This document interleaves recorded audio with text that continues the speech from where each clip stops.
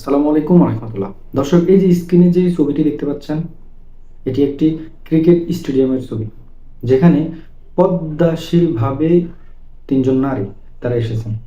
হ্যাঁ, এটাকে বলা যায় যে ফ্যামিলি শিক্ষা। কারণ আপনি ফ্যামিলিতে যেভাবে শিক্ষা গ্রহণ করবেন, বাহিরটাকে আপনি সেভাবে ব্যবহার করবেন, সেভাবে আপনি চলতে চেষ্টা করবেন। যেমনটা আমরা স্ক্রিনে যে ছবিটা দেখতে পাচ্ছি, এদেরকে দিয়ে আসলে আমাদের অনেক শিক্ষা নেওয়ার প্রয়োজন। যারা আমরা অশ্লীলভাবে চলাফেরা করি, নিজেদের কোনো আত্মসম্মানবোধ কিছু নেই, নিজেদের কোনো আত্মসম্মানবোধ কিছু নেই, এমনও হরহামেশা অনেকে আছে। তারা নিজেদেরকে সেভাবে রাখার চেষ্টা করে না। সে একজন মুসলিম, সে একজন মুসলিম নারী, কিন্তু সে সেভাবে থাকার চেষ্টা করে না, সেভাবে চলাফেরার চেষ্টা করে না।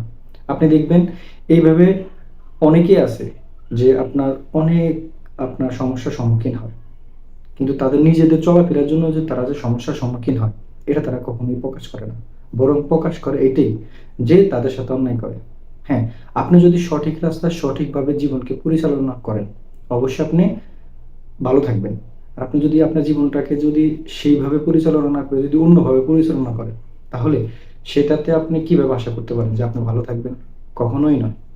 কিন্তু আল্লাহ সুবহানাহু ওয়া তাআলা আমাদের সে সমস্ত বোন, সে সমস্ত ভাই, তাদেরকে হেদায়েত দান করুক, তাদেরকে বোঝার তৌফিক দেন। যেন তারা সঠিক পর্যায়ে, সঠিক পর্যায়ে যেন জীবনটাকে পরিচালনা করতে পারে।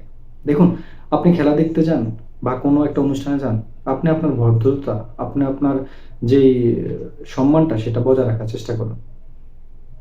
আপনি যাচ্ছেন কিন্তু আপনার সম্মানটা যদি সেই জায়গায় যদি না থাকে, আপনার আপনার ইজ্জতের যে যদি মান সম্মানটা যদি না থাকে, তাহলে আপনি সেখানে গিয়ে কি করবেন? বিশৃঙ্খলা সৃষ্টি করবেন, সমস্যার সম্মুখীন হবেন। এটাতে আপনারই ক্ষতি, কারোরই ক্ষতি হচ্ছে না।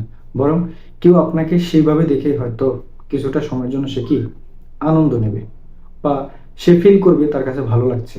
কিন্তু পরিণামে কিন্তু আপনারই ক্ষতি হচ্ছে, আপনারই গুনাহ হচ্ছে। তো আপনারা একটু সতর্ক থাকবেন, সাবধানে থাকবেন। কারণ এই সতর্ক এবং সাবধানতার জন্যই আপনি ভালো থাকার চেষ্টা করবেন। আর যারা এই সতর্ক এবং সাবধানতার সাথে চলাফেরা করে না, তাদেরই একটা সময় বিপদ চলে আসে। আল্লাহ সুবহানাহু ওয়া তাআলা তাদেরকে সেই বিপদ থেকে রক্ষা করার তৌফিক দান করুন। দর্শক, আমরা শুধু পরিবারকেই দোষারোপ করব না, আশেপাশের মানুষদেরকেও আমরা একটু মাথায় রাখবো। কেননা অনেক সময় দেখা যায় যে ওই যে একটা কথা আছে, পাঁচে লোকে কিছু বলে। এই পাঁচে লোকে কিছু বলার কারণে অনেক সমস্যার সম্মুখীন হয় পরিবারের মাঝে। এখন আপনি যদি আপনার আত্মসম্মানটা বজায় রাখেন, আপনি যদি আপনার নিজেকে সচেতন রাখেন, তাহলে আপনাকে কেউ কিছু বলবে না। বরং আপনার প্রশংসা করবে। যেমনটা হয়তো এইভাবে স্টেডিয়ামে আমরা যেভাবে ছবিটা দেখতে পাচ্ছি, এভাবে কিন্তু সচরাচর কিন্তু কেউ আসে না। এইভাবে কেউ আসে না।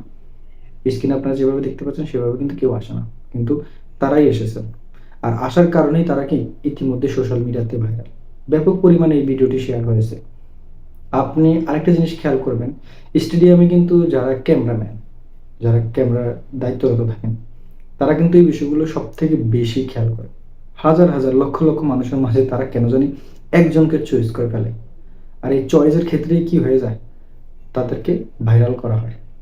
দেখুন, হাজার, হাজার লক্ষ, লক্ষ মানুষ আছে কিন্তু। তাদের মাঝখান থেকে ক্যামেরাম্যান কিভাবে তাদেরকে ডিসাইড করল